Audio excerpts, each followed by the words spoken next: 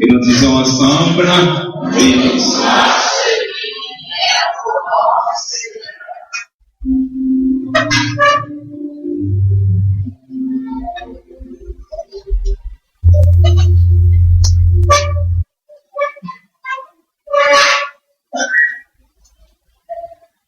Je rappelle pour ceux et celles qui n'étaient pas là, au moment où la lecture d'où sera tirée, notre méditation a été faite, que celle-ci a été faite dans 1 Thessaloniciens chapitre 2, verset 10 à 12.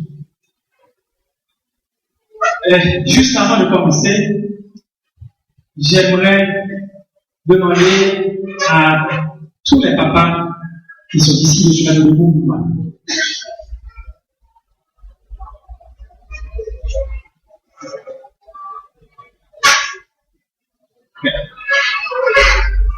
Merci. Merci. Le troisième dimanche est réservé à la famille. Dimanche prochain sera la fête des pères. Quatrième dimanche. Quatrième dimanche. Aujourd'hui, c'est la fête des pères en Amérique du Nord. Porter un message pour la fête des pères ou porter un message qui traite des papas, pour moi, n'est jamais chose facile. Et la raison est simple, c'est parce que les pères sont tellement décriés chez nous. Lorsque j'observe les messages qui ils sont portés sur la fête des mères. Les versets qu'on trouve pour méditer, à mon avis, paraissent toujours tendres. Par exemple, Proverbe 21, on parle de la femme vertueuse. Lorsqu'on parle de Anne, la mère de Salomon, on parle de Marie, la mère de Jésus, et j'en passe. Par contre, quand on veut méditer sur la fête des pères ou sur les papas, on trouve des versets du genre Père, n'attristez pas, n'irritez pas vos enfants, n'irritez pas. Déjà, vous pouvez faire la différence, la tendresse et. Mais, étant donné que, malgré tout, je suis convaincu, persuadé qu'il y a des pères qui sont exemplaires. Je pense à Joseph, le père nourricier de Jésus. Je pense à Zébédée, le papa des deux disciples de Jésus, deux des disciples de Jésus. Et je suis convaincu aussi qu'il y en a ici ce matin. C'est donc avec joie, malgré tout, que, avec l'aide du Saint-Esprit de Dieu, nous allons réfléchir un peu sur les papas, sur les pères. Pour votre proverbe, toutefois, il limite les 10, j'aimerais vous rappeler que la fête des pères actuelle remonte au XXe siècle. Et ceci a été initié par une dame, une américaine, du nom de Sonora Smart Dodd. Cette dame voulait souligner le mérite de son papa. Son papa qui, seul, depuis son veuvage, élevait sa fille et ses nombreux frères et sœurs. Reconnaissante, Sonora proposa une célébration comparable à celle de la fête des mères. Ainsi, en 1924, le président américain Calvin Coolidge se montra favorable à la création d'une journée nationale consacrée aux pères.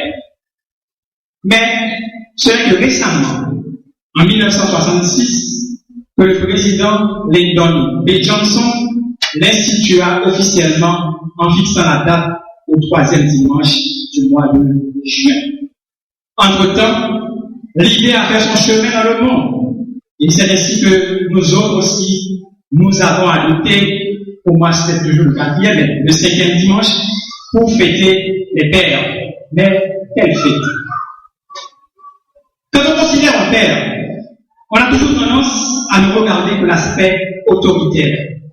Mais ce matin, je veux considérer avec vous d'autres aspects du père, d'autres facettes du papa. Et c'est pourquoi le titre de notre méditation de ce matin est « Qu'est-ce qu'un papa ?» ou, si vous voulez, quels sont les qualificatifs d'un papa ou d'un vrai papa.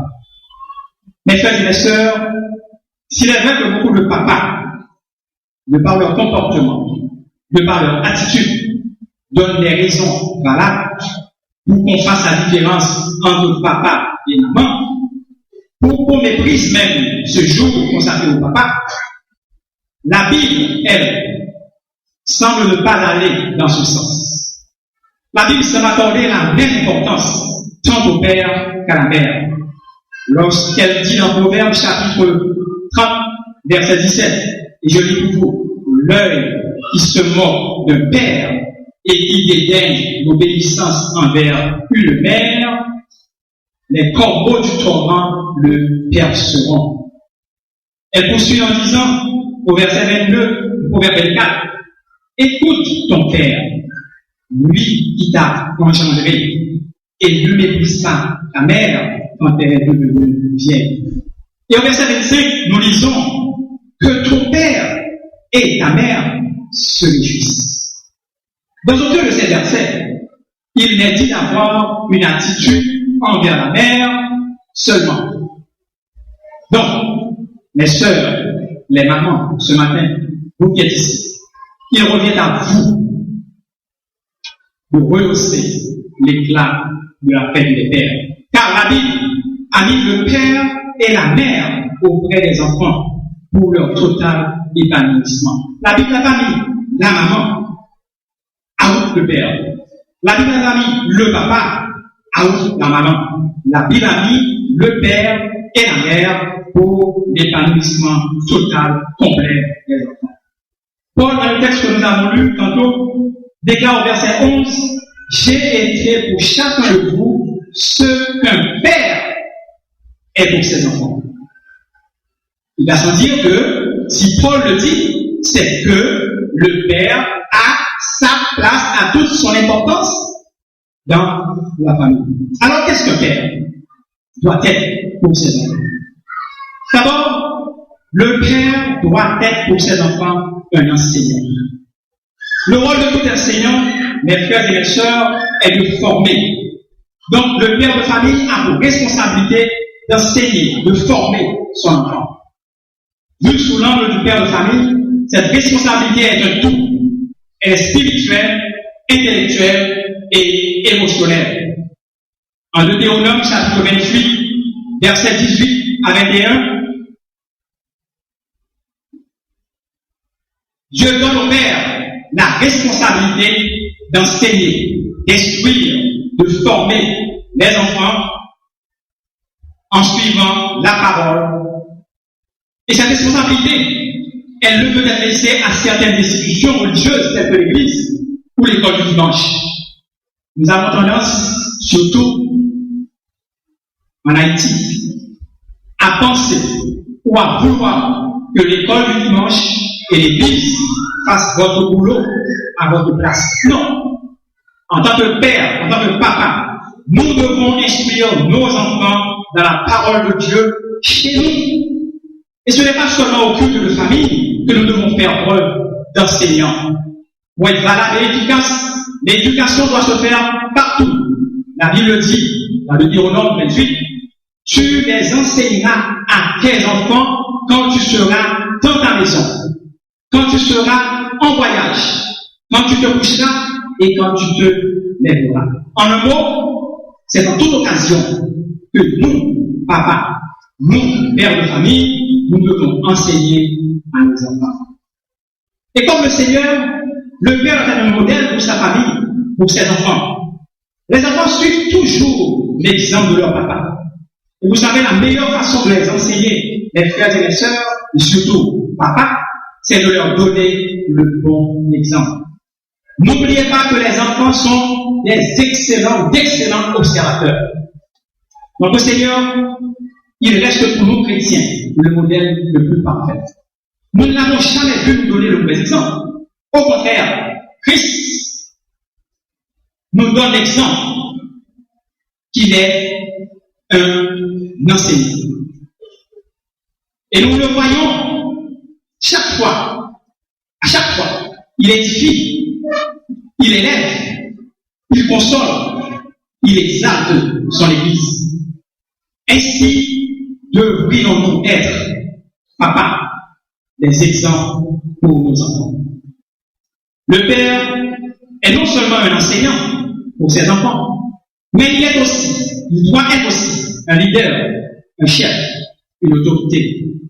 Et là, je comprends lorsque, assez souvent, on prend le Père comme quelqu'un qui dirige, qui corrige, qui a de l'autorité, qui exerce son autorité. La première idée, effectivement, qui vient à l'esprit, quand on parle de papa, c'est quelqu'un qui établit les règles, c'est quelqu'un qui corrige. Eh bien oui, les enfants ont besoin d'être corrigés. Les enfants ont besoin d'être disciplinés. Pour devenir les adultes responsables, ils ont besoin de discipline. Certaines fois, dommage, Certains papas croient que